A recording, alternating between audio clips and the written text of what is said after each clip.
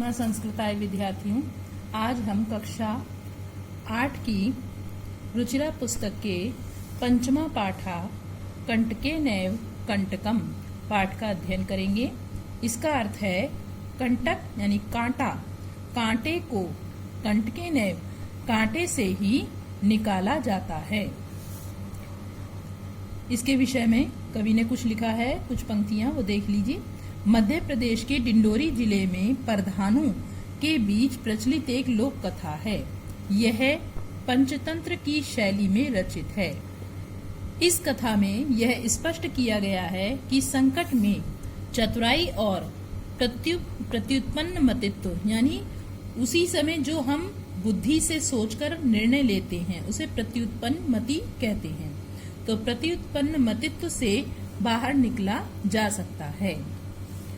आसीत कश्चित चंचलो नाम व्याधा, कोई चंचल नाम का व्याधा मीन्स शिकारी था। पक्षी मृगादि नाम ग्रहणे सह स्वीयाम जीविकाम निर्वाहयति स्म। पक्षी मृग आदि को पकड़ने से वह अपनी जीविका चलाता था। एकदा सहा वने जालम विस्तीर्य गृहम आगतवान। एक बार वह वन में जाल को फैलाकर घर आ गया। अन्यस्मिन् दिवसे प्रातः काले यदा चंचलः वनं गतवान् तदा सः दृष्टवान् यत् तेन विस्तारिते जाले दौर्भाग्यात् एकः व्याघ्रः बद्धः आसीत्। अन्यस्मिन् दिवसे, अन्यस्मिन् यानी दूसरे, दिवसे मतलब दिन, दूसरे दिन प्रातः काल जब चंचल वन को गया तब उसने देखा कि उसके द्वारा फैलाए गए जाल में दुर्भाग्य से एक व्याघ्र यानी शेर बंध गया था। सो अचिंत्यत व्याघ्र माम खादिष्यति अतः पलायनम करणीयम। वह उसने सोचा कि शेर मुझे खा जाएगा, इसलिए पलायनम में भाग जाना चाहिए। व्याघ्र निवेद्यत, व्याघ्र ने निवेदन किया, भो मानव, हे मनुष्य, कल्याणम भवतु ते, तुम्हारा कल्याण हो। यदि तुम माम मोचिष्यसि तर्हि अहम त्वाम न हनिष्यामि। यदि तुम मुझे छोड़ दोगे तर्हि तो अहम त्वाम न हनिष्यामि, मैं तुम्हें नहीं मारूंगा। हन धातु है इसमें। तदा सहा व्याधा व्याघ्रम जालाद बहि निरसारयत। तदा तब उस व्याध ने, उस शिकारी ने व्याघ्र को यानी शेर को जाल से बाहर निकाल दिया। व्याघ्र क्लांतः आसीत्, शेर थका हुआ था। क्लांता मतलब थका हुआ, तो शेर थका हुआ था। सो अवदत, वह बोला, भो मानव, हे मनुष्य, पिपासु अहम, मैं प्यासा हूँ। नद्या जलम आनिये मम पिपासाम शमय। नदी का जल लाकर मेरी प्यास को शमय में शांत करो। जलम पीत्वा पुनः व्याधम अवदत शमय में पिपासा। शेर जल पीकर पुनः फिर से शिकारी से बोला, शमय में पिपासा, मेरी प्यास शांत हो गई। सांप्रतम बुभुक्षितो अस्मि, सांप्रतम इस समय, बुभुक्षितो अस्मि यानी मैं भूखा हूँ, बुभुक्षितो का मतलब भूखा। इदानीम अहम त्वाम खादिष्यामि, इस समय मैं तुम्हें खा जाऊंगा। चंचला उक्तवान, चंचल बोला, अहम त्वत्कृते धर्मम आचरितवान, मैंने तुम्हारे लिए धर्म का आचरण किया। त्वया मिथ्या भणितम, तुम झूठ, भणितम में कह रहे हो। तुम माम खादितुम इच्छसि, तुम मुझे खाना चाहते हो। व्याघ्र अवदत, शेर बोला, अरे मूर्ख, शुद्धार्ताय किमपि अकार्यम न भवति। भूखे के लिए, शुद्धार्ताय मतलब भूखे के लिए, इसमें चतुर्थी विभक्ति है बच्चों। कुछ भी अकार्यम गलत काम नहीं होता है। सर्वा स्वार्थम समीहते, सब कुछ स्वार्थ में ही समाहित है। चंचला नदी जलम अपृच्छत, चंचल ने नदी के जल से पूछा। नदी जलम अवदत, नदी के जल ने कहा। एवमेव भक्ति, ऐसा ही होता है। जनाः मयि स्नानम कुर्वन्ति, जनाः लोग, मयि मुझ में, यहाँ सप्तमी विभक्ति एक वचन है, मुझ में स्नानम, स्नानम यानी स्नान कुर्वन्ति करते हैं। वस्त्राणि प्रक्षालयन्ति, वस्त्रों को धोते हैं।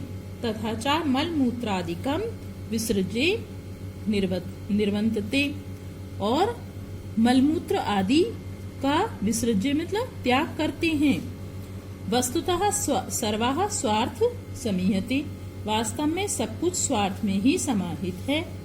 चंचला वृक्षम उपगम्य अपृच्छत, चंचल ने वृक्ष के पास, उपगम्य यानी पास, अपृच्छत में पूछा। वृक्षः अवदत्, वृक्ष बोला।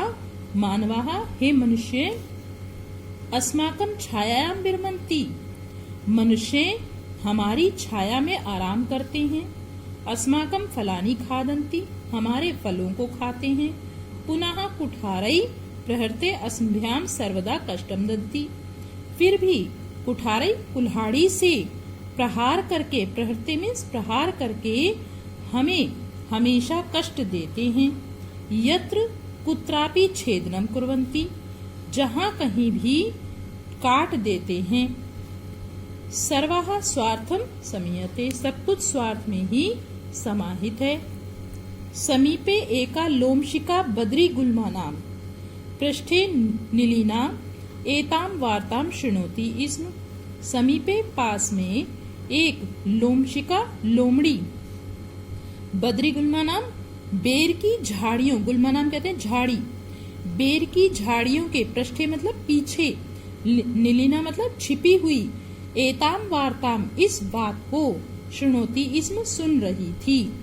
पास में एक लोमड़ी बेर की झाड़ियों के पीछे छिपी हुई इस बातचीत को सुन रही थी। शृणोती मतलब सुन रही थी।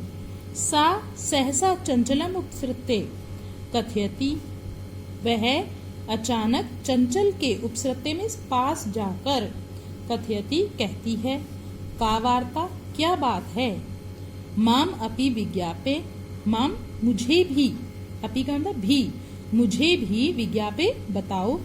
सह अवदत्, वह बोला। अह मातृस्व, अरे मौसी। अवसरे त्वम समागतवती, सही तुम ठीक समय पर आई हो।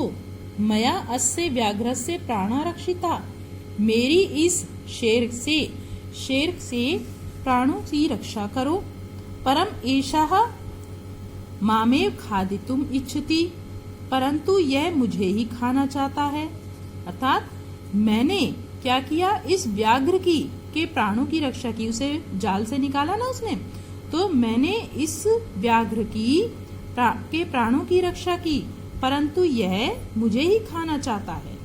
तदनंतरम सह लोमशिकाय निखिलाम कथाम निवेदित, उसके बाद उसने लोमड़ी से, निखिलाम मतलब संपूर्ण, कथा जो भी उसके साथ घटित हुआ था कहानी सुना दी, निवेदन कर दी।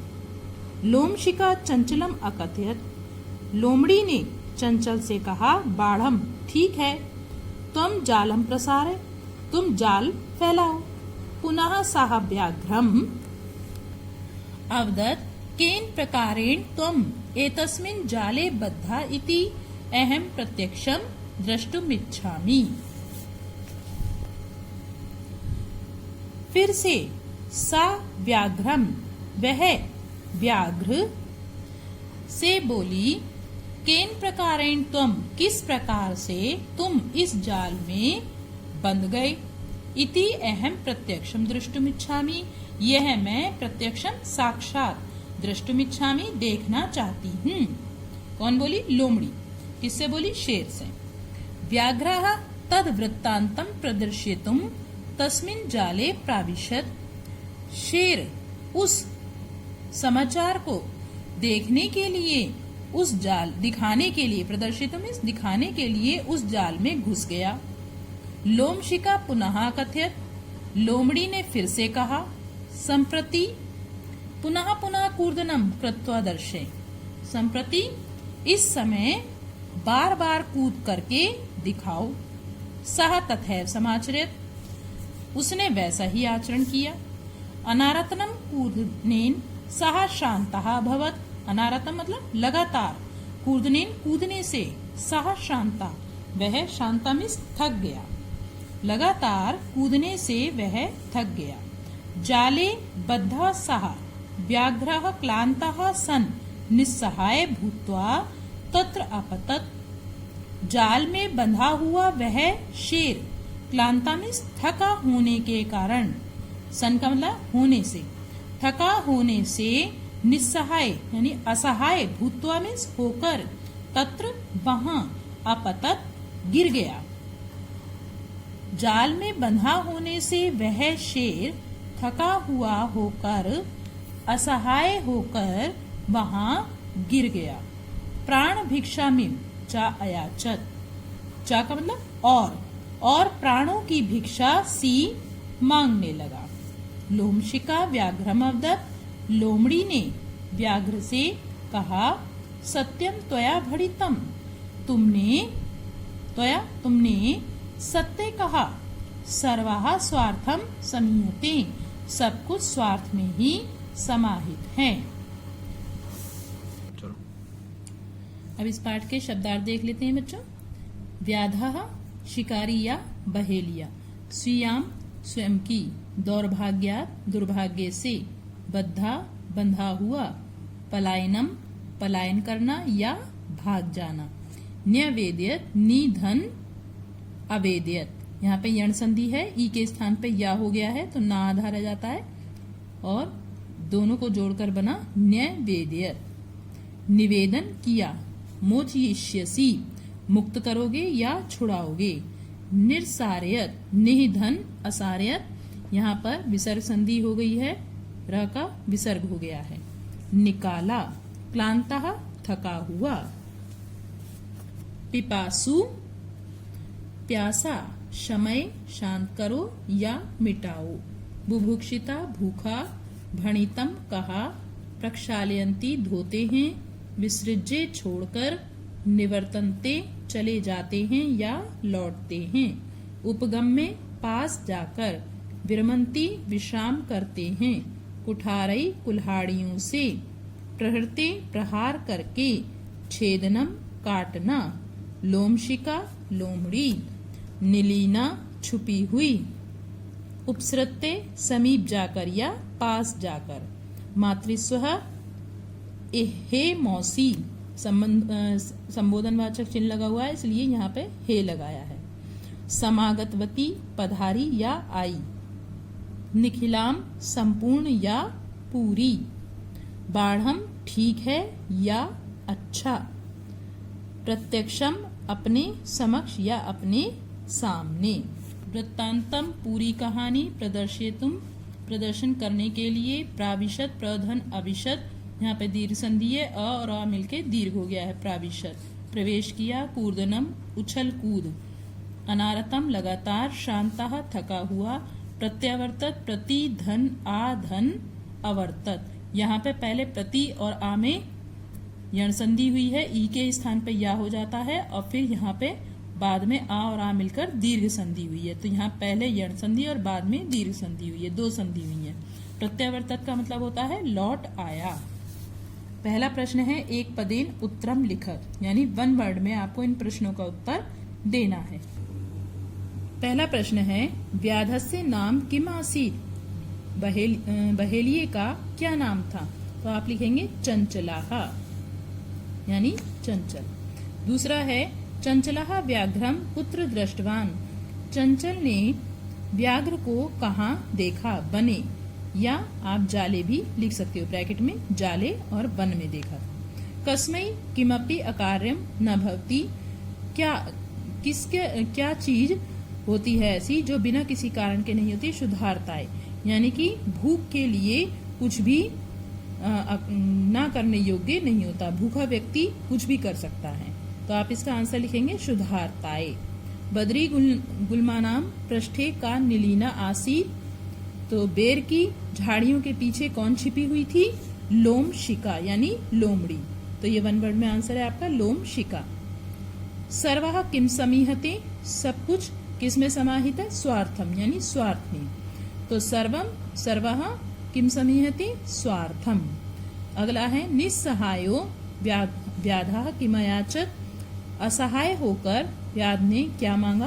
प्राण भिक्षाम। नंबर 2, पूर्ण वाक्य उत्तर। पूर्ण वाक्य में उत्तर देना है अब आपको पूरे सेंटेंस में।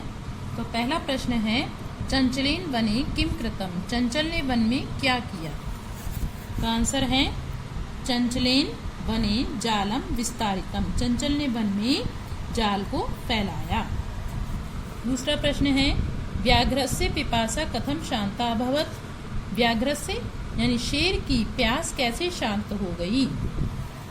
आंसर है व्याघ्रस्य पिपासा जलम पीत्वा शांता अभवत, शेर की प्यास जल पीकर शांत हुई। जलम पीत्वा व्याघ्र किम अवदत, जल पीकर शेर ने क्या कहा?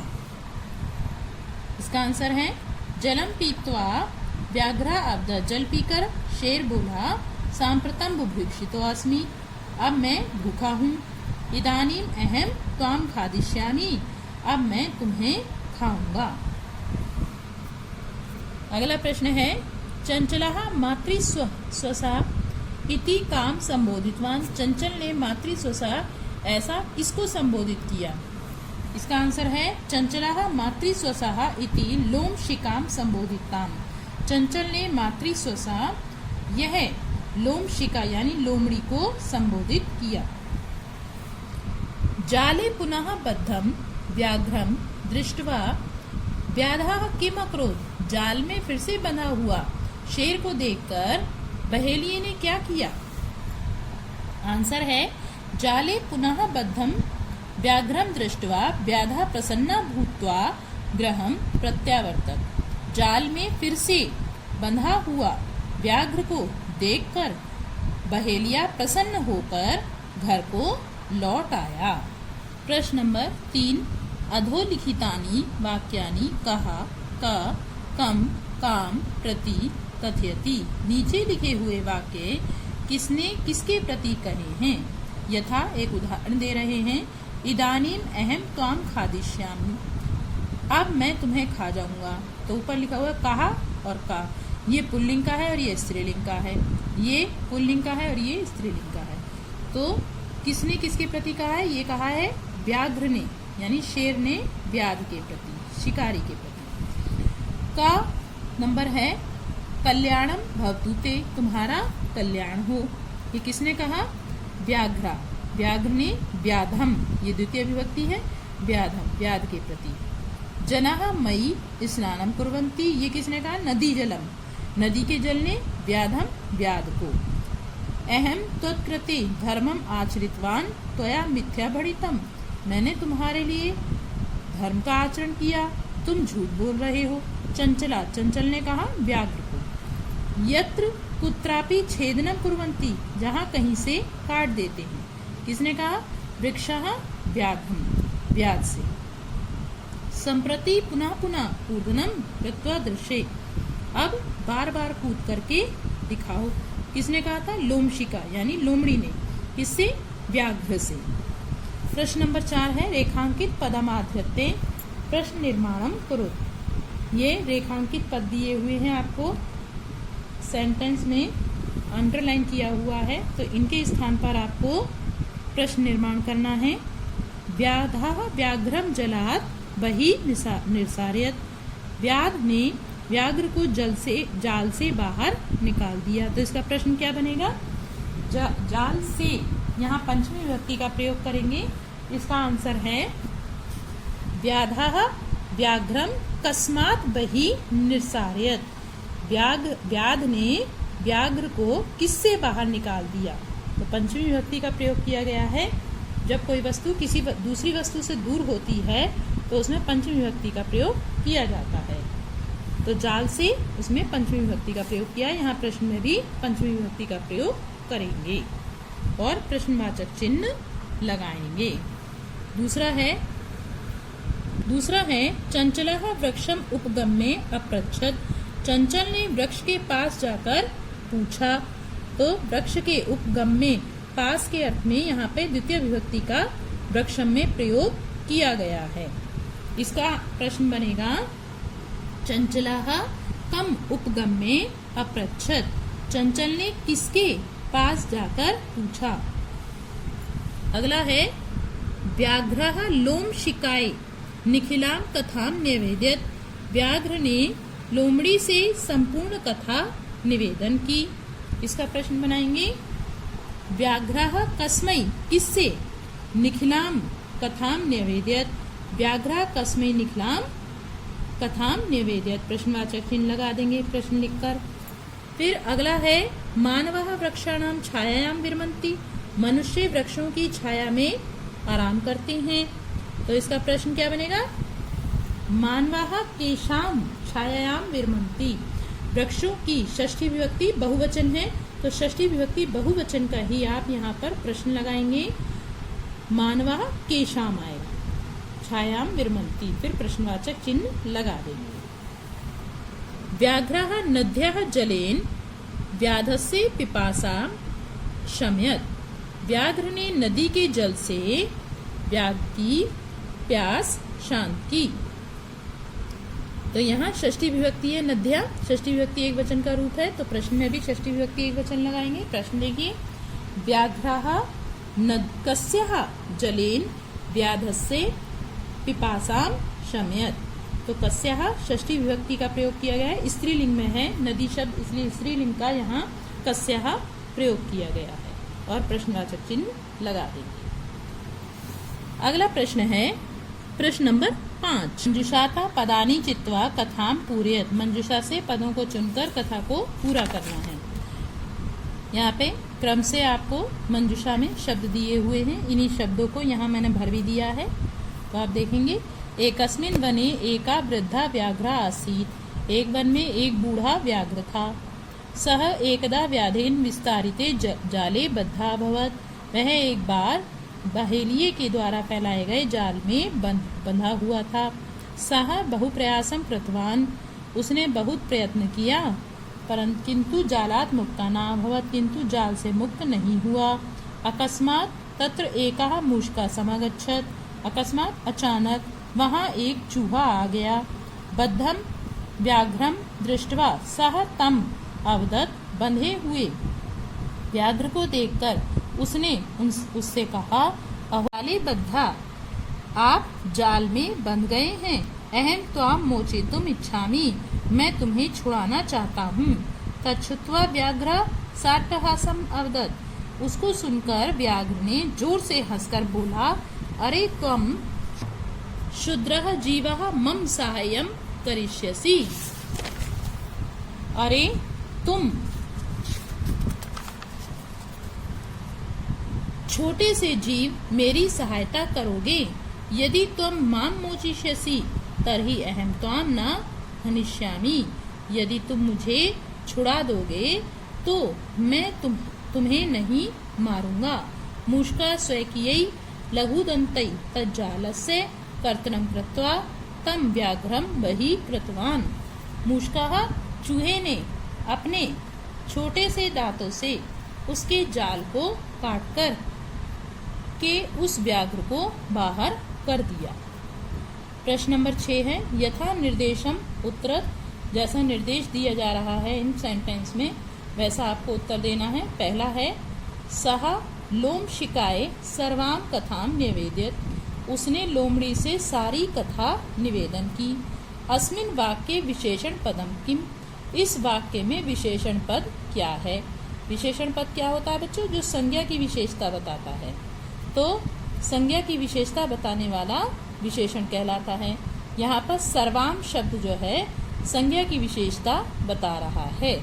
तो यहाँ पे सर्वाम आपका क्या है, विशेषण पद है।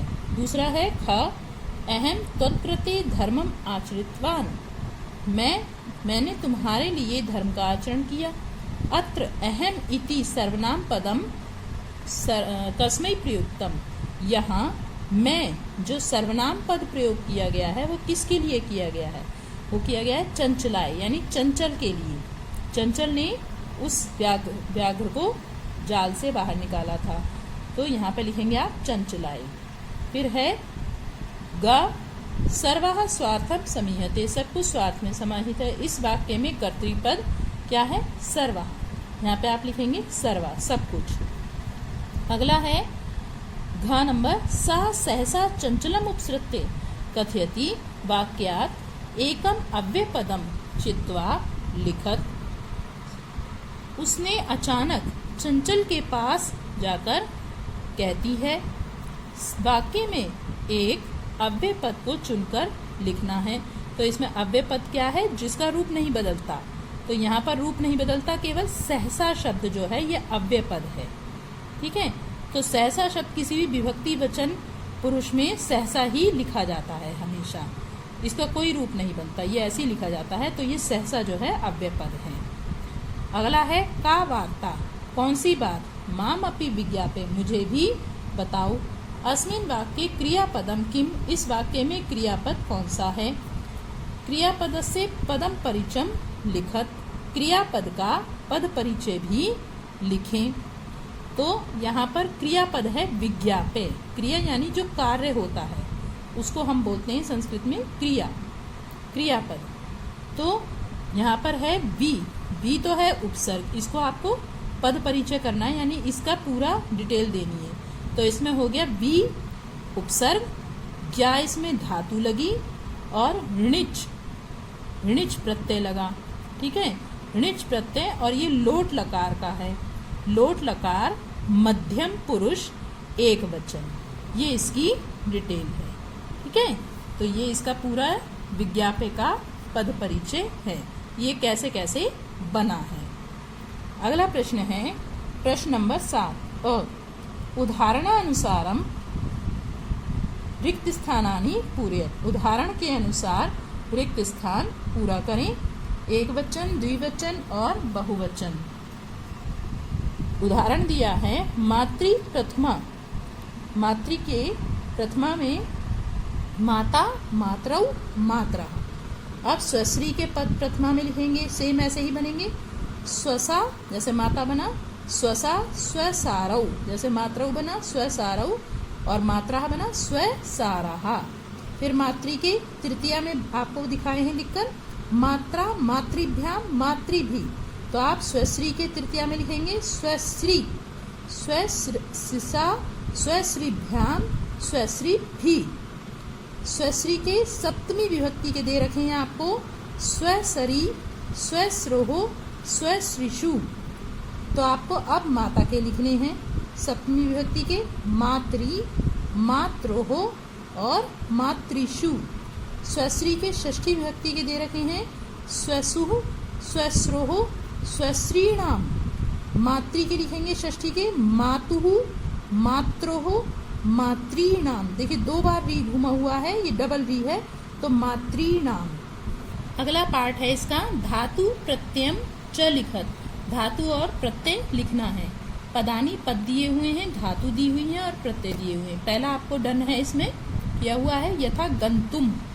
गंतुम पद में गम धातु है जो जाने के अर्थ में आती है, और तुमुन प्रत्यय है जो के लिए अर्थ में प्रयोग किया जाता है। दृष्टुम, इसमें दृश धातु है और तुमुन प्रत्यय है, देखने के अर्थ में इस धातु का प्रयोग किया जाता है।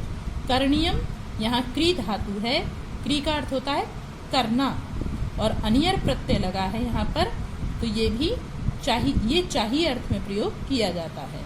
ये के लिए अर्थ में प्रयोग किया जाता है तुमुन प्रत्यय, और अनियर प्रत्यय चाहिए अर्थ में, कहीं से किसी वस्तु को हमें लेना है, चाहना है किसी को, तो करना चाहिए। करणीयम करना चाहिए। पातुम, पा धातु है, तुमुन प्रत्यय है। खादितुम, खाद धातु है, खाद यानी खाना, और पा का छूट गया आपका, पा का मतलब है पाने के लिए। तो खाद धातु खाना, और तुमुन प्रत्यय बन गया तो बन गया खाने के लिए अर्थ में तुमुन प्रत्यय प्रयोग करते हैं।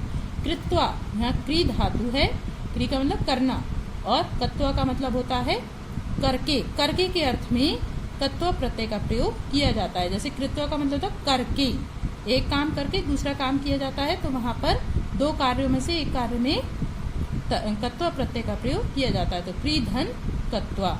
इस प्रकार बच्चों, यह आपका पाठ पूर्ण हुआ। धन्यवाद।